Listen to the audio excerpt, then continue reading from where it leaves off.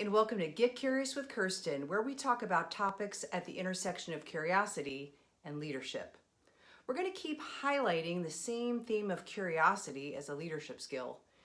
In episode 19, we explored the reasons why curiosity is critical to leadership and organizational success. Today, let's talk about the crucial mindset shift we need to support curiosity. So we've all been rewarded in life, in school, and in the workplace for knowing things. We've received promotions at work because we're subject matter experts. And what we know often correlates to how we're valued and rewarded in an organization. Unfortunately, that only reinforces the idea that knowing is more valuable than asking questions or being curious. One way we can support a curious mindset is to shift from being a knower to a learner. And I'd like to share a continuum with you that graphically represents this. So on one end of the spectrum, on the left, you've got the knower. And this is a person who's confident that they know things and likes to tell everyone exactly what to do and how to get there. Leaders who are knowers derive authority from the answers they provide. On the other end of the spectrum, on the right, you've got the learner. And this is a person who seeks input from others, solicits opinions and information, and is comfortable with, I don't know the answer. Leaders who are learners derive authority from fostering effective collaboration. Depending on our frame of reference, mood, the health of our ego, and the situation we find ourselves in, we all fall into different places on the spectrum. What's important to note is that most of us are not permanently fixed on either extreme of the spectrum, total knowers or total learners. Most of us exist somewhere in the middle. So let's take a quiz to determine where we fall on the knower-learner continuum. And you can find this quiz in the book Out of the Question, How Curious Leaders Win by Guy Parsons and Alan Milham. But I'm going to read the questions to you now. You can follow along and jot down your answers at home. Number 1, how often do team members come to you for answers when they don't know what to do? Most of the time, sometimes, or rarely. Number 2, in the course of a typical day, how often do you talk rather than listen in conversations with others? Same answers here. Most of the time, sometimes, or rarely. And those are going to be the same answers for each of these questions. Number 3, how often do you finish other people's sentences?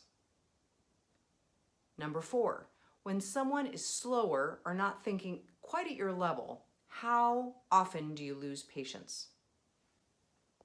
Number 5, if people come to you with a question, how likely are you to provide an answer rather than adopt a mood of curiosity? Number 6, how often do you prepare for meetings by arriving with a solution and a strategy to persuade others towards your solution? Number 7, how often do you like being thought of as really smart versus being known as someone who makes people think?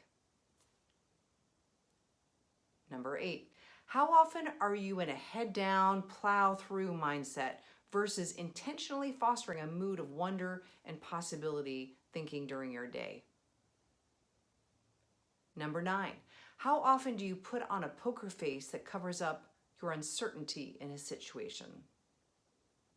And finally, number 10, how often do you believe showing vulnerability at work should be avoided at all costs? Okay, let's score our quiz. If you had 7 or more rarely responses, you're naturally oriented to the learner mindset.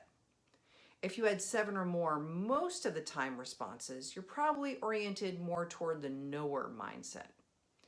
There's no actual value assigned to your score because you don't get a formal grade on this, sorry, but rather it gives you an insight as to where you are in the continuum right now, and you can look at some of your answers and see where you might want to take action toward adopting more of a learner mindset.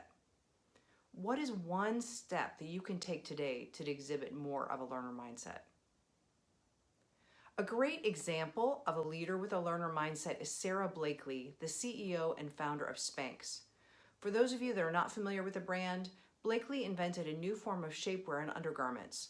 It revolutionized how we think about foundational undergarments, and she built a billion-dollar brand from the ground up. Blakely credits much of her success to her father, who encouraged his kids to fail. And she said, "We'd sit around the dinner table and he'd ask, 'What did you fail at this week?' And if we had nothing to tell him, he'd be really disappointed. He knew that many people become paralyzed by the fear of failure during life. And so he wanted us to try everything and feel free to just push the boundaries."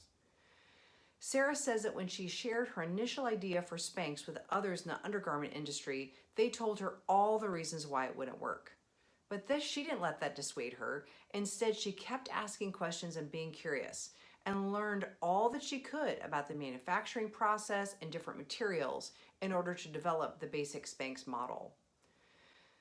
Blakely continues to be a source of inspiration to me, and I follow her leadership advice and example on LinkedIn. She's a great role model for all of us with regard to curiosity and this learning mindset that we're trying to emulate. In our next episode, we'll highlight practical ways to develop curiosity. Thanks for watching, and please make sure to click the subscribe button and the little bell icon so you'll be notified of future videos. Until next time, stay curious.